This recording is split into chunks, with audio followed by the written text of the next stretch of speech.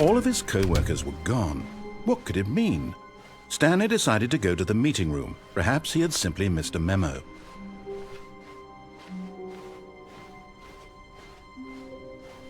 When Stanley came to a set of 2 open doors, he entered the door on his left.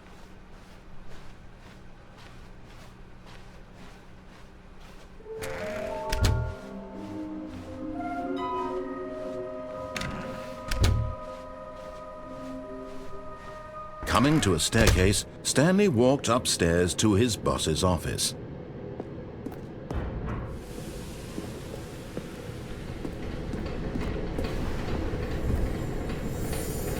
You're getting close now, Stanley. You've nearly gotten all of the Figler anlarines. Very soon, you'll collect the last one. And then the first number will equal the second number, and that will be it. We'll be different people by then. Different in the sense that we used to have none of them, and now we have them all. You can't go back to when you had no Figler anlarines. None of us can.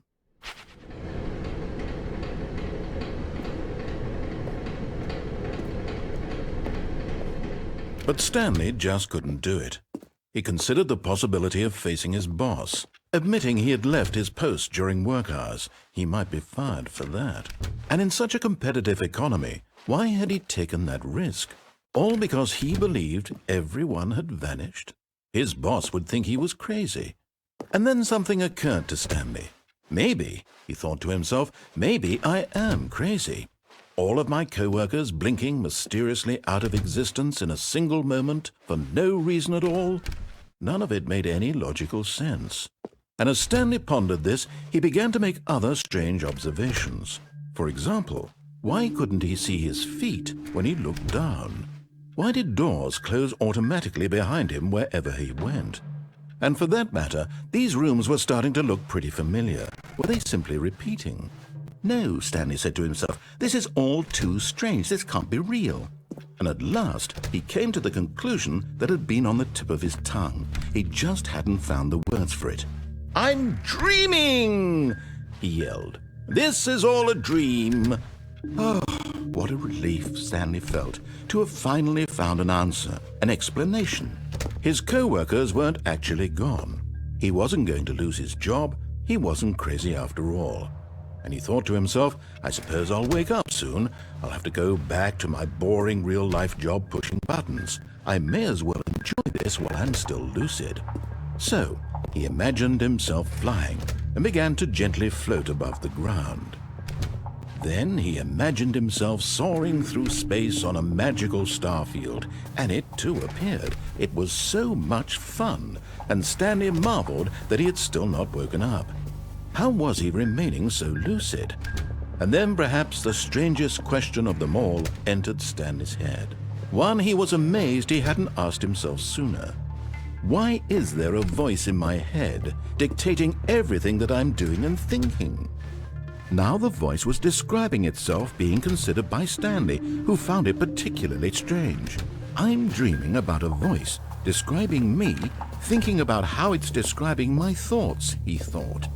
And while he thought it all very odd and wondered if this voice spoke to all people in their dreams, the truth was that, of course, this was not a dream. How could it be? Was Stanley simply deceiving himself, believing that if he's asleep he doesn't have to take responsibility for himself? Stanley is as awake right now as he's ever been in his life. Now, hearing the voice speak these words was quite a shock to Stanley. After all, he knew for certain, beyond a doubt, that this was in fact a dream. Did the voice not see him float and make the magical stars just a moment ago? How else would the voice explain all that? This voice was a part of himself too. Surely, if he could just... He would prove it.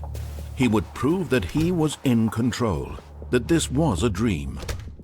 So he closed his eyes gently, and he invited himself to wake up. He felt the cool weight of the blanket on his skin, the press of the mattress on his back, the fresh air of a world outside this one. Let me wake up, he thought to himself. I'm through with this dream. I wish it to be over. Let me go back to my job. Let me continue pushing the buttons. Please, it's all I want. I want my apartment. and my wife, and my job. All I want is my life exactly the way it's always been. My life is normal.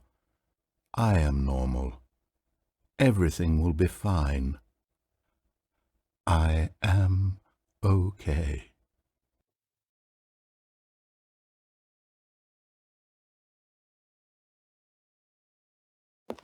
Stanley began screaming. Please, someone, wake me up. My name is Stanley. I have a boss. I have an office. I am real. Please, just someone tell me I am real. I must be real. I must be. Can anyone hear my voice? Who am I? Who am I? And everything went black.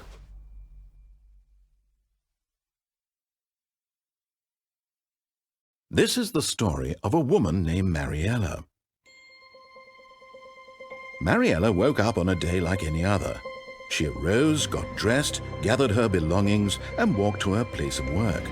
But on this particular day, her walk was interrupted by the body of a man who had stumbled through town talking and screaming to himself, and then collapsed dead on the sidewalk. And although she would soon turn to go call for an ambulance, for just a few brief moments she considered the strange man. He was obviously crazy, this much she knew.